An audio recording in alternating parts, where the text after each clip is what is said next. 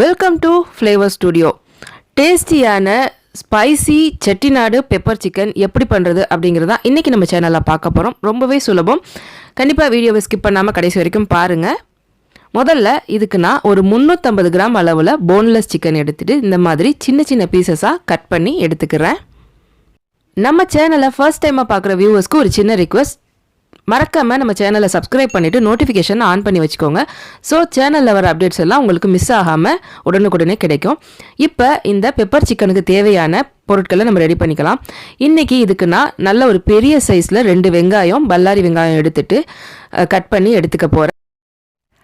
இப்போது பாத்திரத்தை அடுப்பில் வச்சுட்டு சூடானதும் ஒரு 2 அல்லது 3 டேபிள் ஸ்பூன் அளவில் எண்ணெய் சேர்த்துக்கலாம். சேர்த்துட்டு ஒரு கிராம்பு, 3 ஏலக்காய், சின்ன சைஸில் ஒரு பட்டை, 2 பிரியாணி இலை சேர்த்து தாளிச்சிக்கலாம். தாளிச்சிட்டு நம்ம வெட்டி வச்சுருந்த வெங்காயத்தையும் சேர்த்து நல்லா வதக்கிக்கலாம். இப்போது கொஞ்சமாக உப்பு சேர்த்து வதக்குனீங்க அப்படின்னா வெங்காயம் சட்டுன்னு வதங்கிடும். சிலர் வெங்காயம் தாளிக்கும் போது சேர்க்க மாட்டாங்க. நான் எப்போவுமே வெங்காயத்துக்கு கொஞ்சம் உப்பு சேர்த்து தான் வதக்கிக்குவேன். இப்போது ஒரு பச்சை மிளகாய் எடுத்து லைட்டாக கீரி எடுத்து வச்சு கூடவே ஒரு 6 காஞ்ச மிளகாய் எடுத்து விதையெல்லாம் ரிமூவ் பண்ணிவிட்டு கழுவி வச்சுருந்தேன்.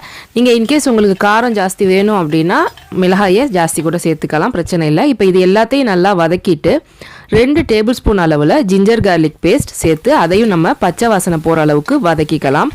இன்கேஸ் உங்கள்கிட்ட ஜிஞ்சர் கார்லிக் பேஸ்ட் இல்லை அப்படின்னா நீங்கள் ஒரு 1.5 இன்ச் அளவில் இஞ்சியும் ஒரு 6-7 பல் பூண்டும் ஜஸ்ட்டு ஸ்லைஸ் பண்ணி கூட தாளிச்சிக்கலாம். இப்போது இஞ்சி பூண்டு நல்லா வதங்கினதுக்கு அப்புறமா 1/4 டீஸ்பூன் அளவு மஞ்சள் தூள், 1 டீஸ்பூன் அளவு மிளகாய் தூள் சேர்த்து அதையும் நல்லா இப்போது வதக்கி எடுத்துக்கலாம்.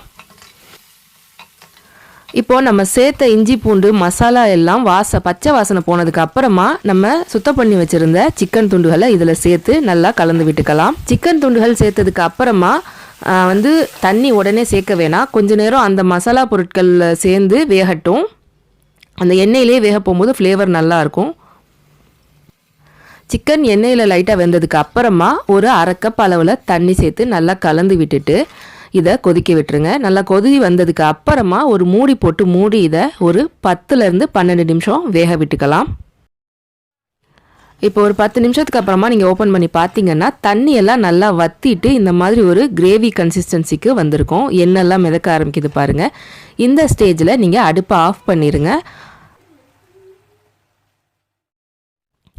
இப்போது அடுப்பை ஆஃப் பண்ணதுக்கு அப்புறமா ஒரு 2 டீஸ்பூன் அளவில் கருப்பு மிளகுத்தூள் இதில் நம்ம சேர்த்துக்கலாம். காரம் ஜாஸ்தி வேணும் அப்படின்னு நினைக்கிறவங்க உங்களோட டேஸ்ட்டுக்கு தகுந்தது மாதிரி கூடவோ குறையவோ பெப்பர் பவுடர் ஆட் பண்ணிக்கோங்க.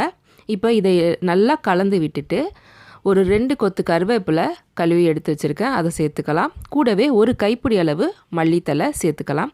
சேர்த்துட்டு நல்லா மிக்ஸ் பண்ணி விட்டுட்டு இதை நம்ம சர்வ் பண்ணிடலாம். ஸ்பைசியான இந்த chettinadu பெப்பர் சிக்கன் ரொம்பவே டேஸ்ட்டாக இருக்குங்க. ஜஸ்ட் ஒரு சூடான சாதத்துக்கு இதை மட்டுமே வச்சு நீங்கள் சாப்பிட்டுட்டு எந்திரிச்சிட முடியும். அவ்வளோ அருமையான சுவையில் இருக்கும். கண்டிப்பாக நீங்களும் ஒரு வாட்டி ட்ரை பண்ணி பாருங்கள். உங்களுக்கு பிடிச்சிருந்ததா அப்படிங்கிறத எனக்கு கமெண்ட் செக்ஷனில் ஷேர் பண்ணுங்கள்.